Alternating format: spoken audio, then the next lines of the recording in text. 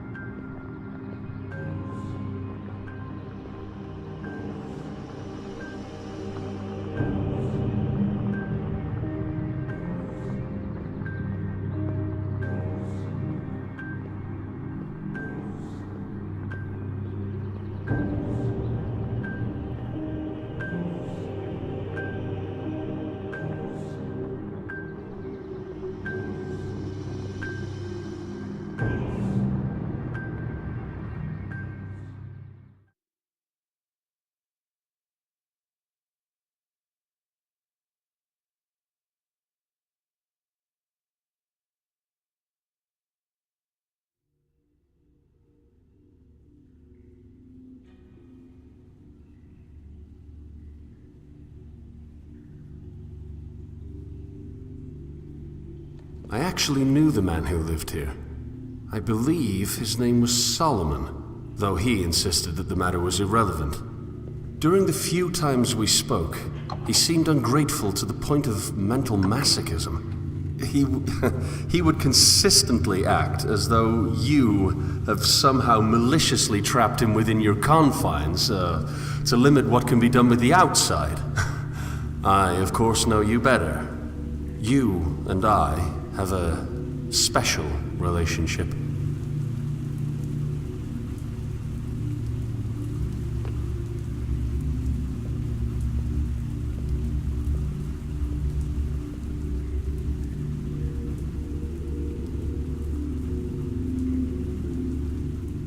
Before the fall, I had access to a monolithic complex of voices. My parents would simply drop me off with the instruction to learn. Vague, certainly, but the uncharted nature of the command provided me the freedom to let my interest plot the course. My travels picked up in speed as the voices became stronger, pulling me ashore to distant lands where discovery welcomed me with open arms.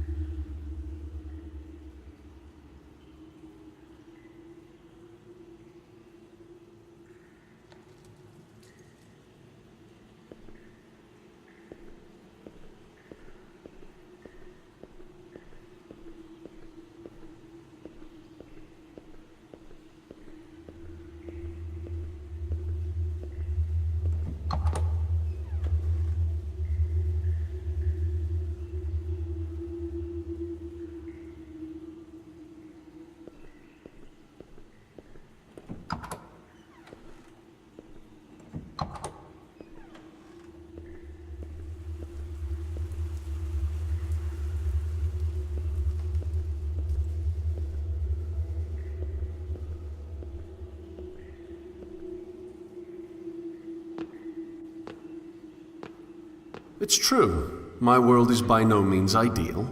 And to say this is to admit to having an ideal at all, but that ideal is far beyond my reach. I dream of worlds where humanity ceases to fight over what they're certain of, but those worlds are not a reality. Truth must be compatible with itself.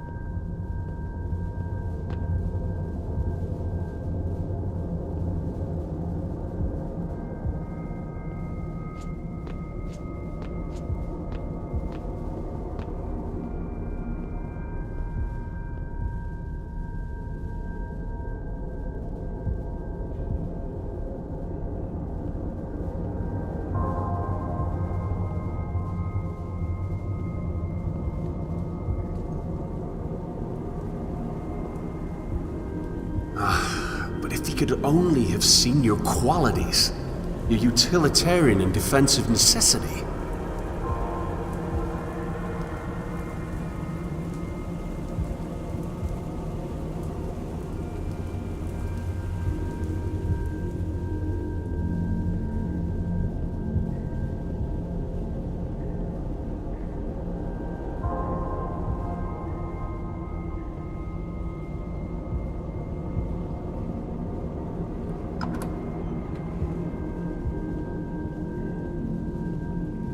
The dreams he created were his escape. I often feel as though they can only function as such. They have a marginal effect, yes, but the required time for any real impact is far too great. Dreams that contribute are a grain of sand on a shoreline far away from here, and Tarshish feels much closer.